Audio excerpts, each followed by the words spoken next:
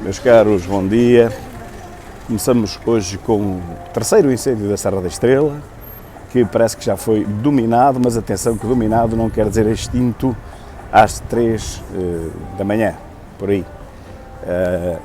Recordo que os últimos 2 incêndios da Serra da Estrela, iniciados no mesmo local, em Valhelhas, também foram dominados várias vezes e continuaram a arder. Este espero que seja extinto porque está às portas de Gouveia e de uma zona belíssima chamada o Corral do Negro, que tem algumas vivendas e que é também um parque de campismo, uma zona frondosa, uma zona muito bonita de Gouveia. Espero que tenha sido dominado antes de lá chegar. Como parece que também foi em Manteigas, parece que a Floresta de Faias resistiu, há quem diga que não, mas pelo menos é o que oficialmente se diz nas televisões, que terá resistido aos 2 incêndios da Serra da Estrela. Com este é o terceiro, aguardamos para os próximos, uma vez que continua tudo igual, ou seja, não se vigiam matas e, portanto, qualquer incendiário pode fazer o que quiser, à hora que quiser, só tem que ter precaução para não ser apanhado, por isso os focos são ateados de madrugada, à noite e de madrugada. Consultem o meu grupo Incêndios de Madrugada, a culpa é do eucalipto, para perceberem que uma grande percentagem de incêndios é colocada justamente de madrugada, a partir das 9 da noite até às 9 da manhã. Podem consultar isso no site fogos.pt e nesse site encontram os incêndios que são ateados de madrugada.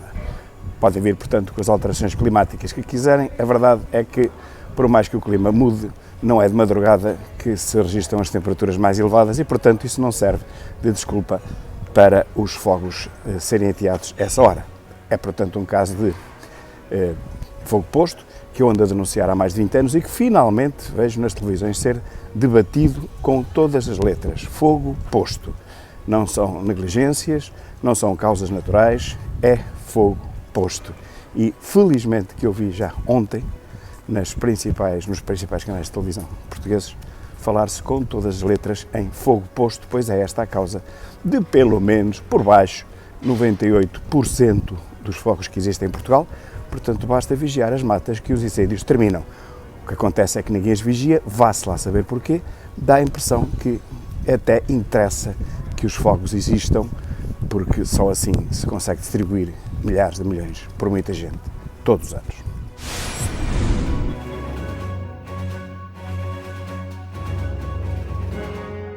O segundo caso de que vos quero falar é o inacreditável caso de Adelaide Franco, a presidente, ou diretora, ou secretária-geral, que estes são os títulos mais à socialista, secretária-geral.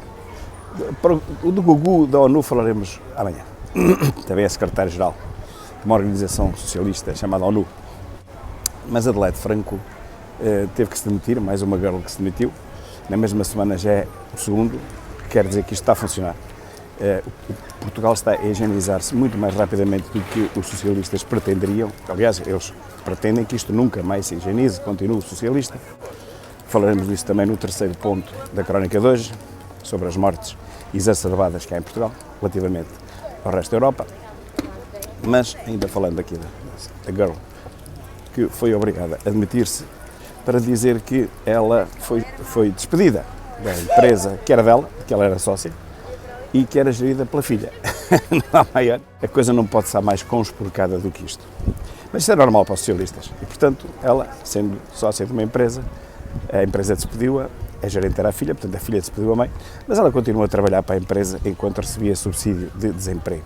Pronto, ficou-se a devolver tudo isso, pois claro, porque iria ganhar, em termos de job for the girl, muito mais do que isso, seria apenas um pequeno contratempo, só que já não foi a tempo. A pressão da comunicação social é muita, quando as coisas não correm bem mesmo, e este foi mais um caso em que uma girl teve que abdicar, teve que se demitir, por pressão, obviamente, política, porque a justiça, esqueçam lá, isto andaria em tribunal anos, a mulher continuaria a receber os seus ordenados e a fazer a sua vidinha, mas felizmente ainda existe, persiste, uma réstia de vergonha, não vergonha moral, vergonha política. Quer dizer, o aparelho socialista não quer ver o seu nome manchado todos os dias nas televisões e, portanto, a seguir ao caso do boy de Medina sem R, vem agora o caso da girl presidente da IFP, do instituto que se mantém à custa dos desempregados, porque mais nada faz na vida a não ser isso, receberem os seus ordenados. Não é um centro de emprego, não é um centro de emprego, digo bem, aquilo é um centro de desemprego, porque se não houvesse desempregados, seriam desempregados aqueles que lá trabalham. Bom, mas adiante, é o segundo caso realmente de uma girl que foi obrigada a demitir-se por causa dos escândalos da socialista. Ainda bem, portanto, como dizia há pouco, Portugal está a higienizar-se muito mais rapidamente do que o Partido Socialista queria e, portanto, com mais o escândalo, o brutal escândalo dos incêndios, sobre incêndios e do SNS, como vamos falar a seguir, ou SNM, que é mais Serviço Nacional de Morte do que de Saúde, eu penso que este governo socialista tem os dias mais do que contados. Vamos então falar do atual SNS ou SNM.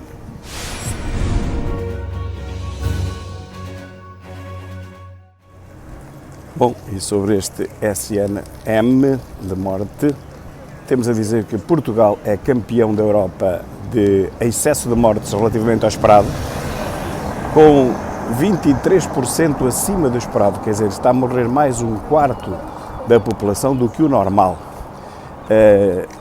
Atrás de nós, só mesmo a Espanha, que é o outro país ou Estado, é melhor falar em Estado, socialista da Europa. Há dois, um é Portugal, que é o mais pobre, e o outro é a Espanha, que é o menos pobre, dos dois Estados socialistas, nos 27 países da União Europeia.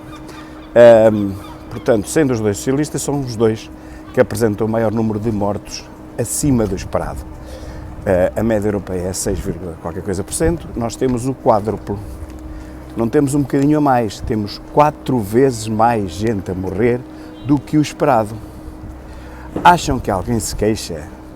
Acham que alguém se indigna? Vêm muitas manifestações na rua, vem alguma coisa à porta dos hospitais? Não.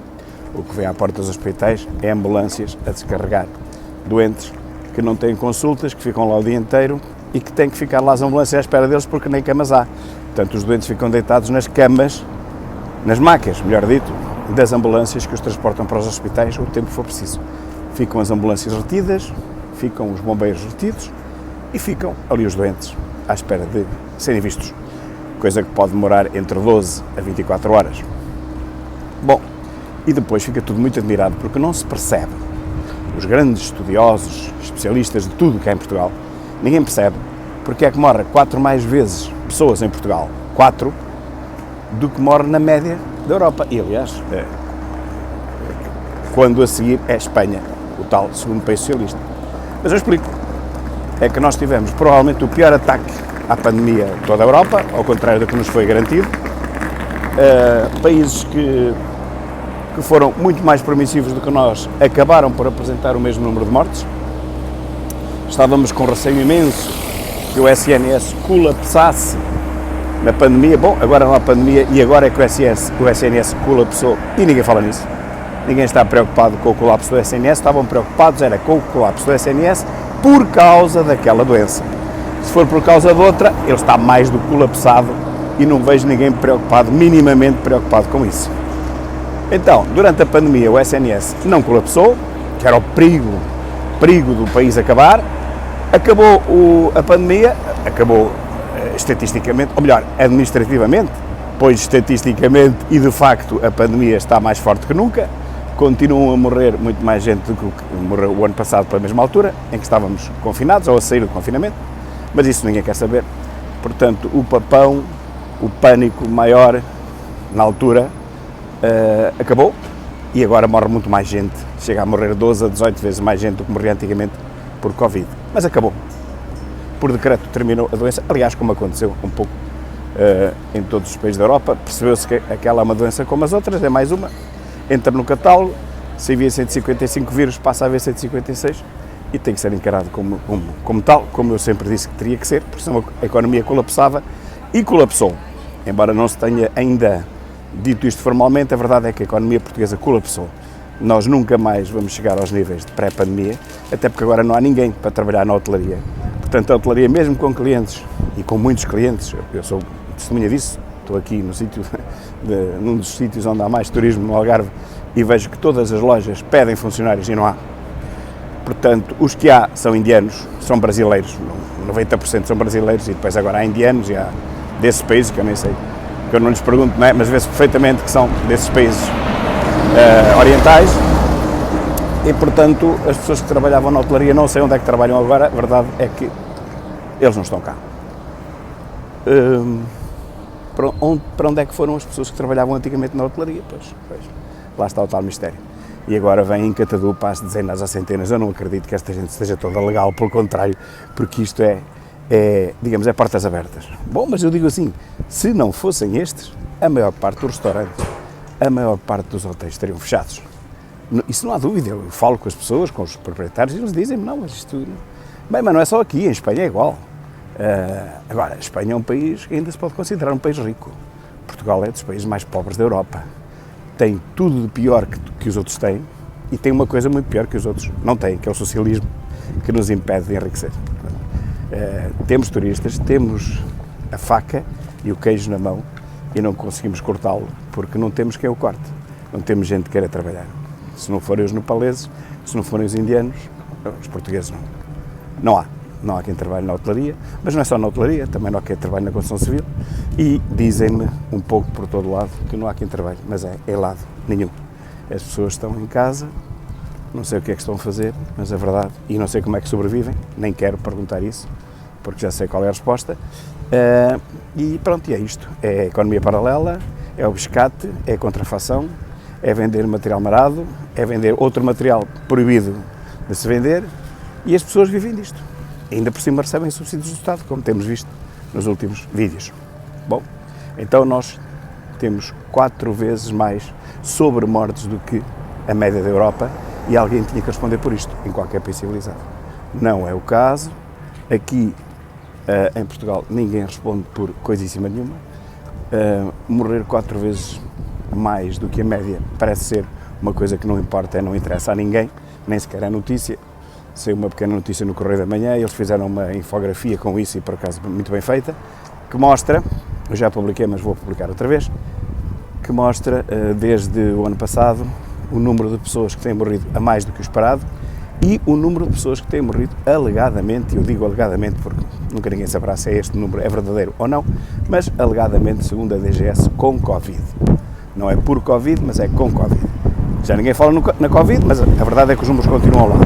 E, portanto, comparando estas duas realidades, a deste ano com o do ano passado, nós forçosamente chegamos a uma conclusão só, é que, primeiro, está a morrer muito mais gente de Covid este ano do que o ano passado, e, segundo, sem causas específicas, mas eu já sei quais são, estão a morrer 4 vezes mais portugueses do que o resto dos europeus. E levanto apenas a ponta do véu, que toda a gente sabe do que é que estou a falar. Basicamente está a morrer esta gente toda porque durante 2 anos não houve acompanhamento no SNS. Ainda havia urgências, não havia problema nas obstetrícias, não havia problema na ginecologia, não havia problema nas urgências a nível geral, agora há, mas na altura não havia, enfim, as pessoas não foram acompanhadas porque era só Covid. Os doentes oncológicos viram a sua saúde degradar-se mais rapidamente do que seria expectável. Durante 2 anos praticamente não tiveram consultas nem acompanhamento, e agora estamos a pagar essa fatura. Agora, como disse, aliás, um responsável pelo Instituto Ricardo Jorge ano passado, daqui a uns anos é que nós vamos ver o efeito desta doença. Mas não foi a doença em si, o que foi os efeitos colaterais da doença. Por estarmos só focados nesta nova doença, esquecemos todas as outras, e como eu sempre disse há 2 anos, quando se dizia o que é preciso é a vida, a economia que se lixe, eu sempre disse, meus caros, sem economia é que não há vida nenhuma, morremos todos à fome. Nem é preciso falar nesta guerra, não é preciso alegar nada relativamente a esta guerra que ninguém esperava, mas mesmo que não houvesse guerra, nós estaríamos, e a prova é esta, nós estaríamos a morrer muito mais do que a média europeia. Estamos a pagar a fatura do socialismo, da falta do SNS e da nova instituição que veio ocupar o lugar do SNS, que é o SNM, Serviço Nacional da Morte. Até lá.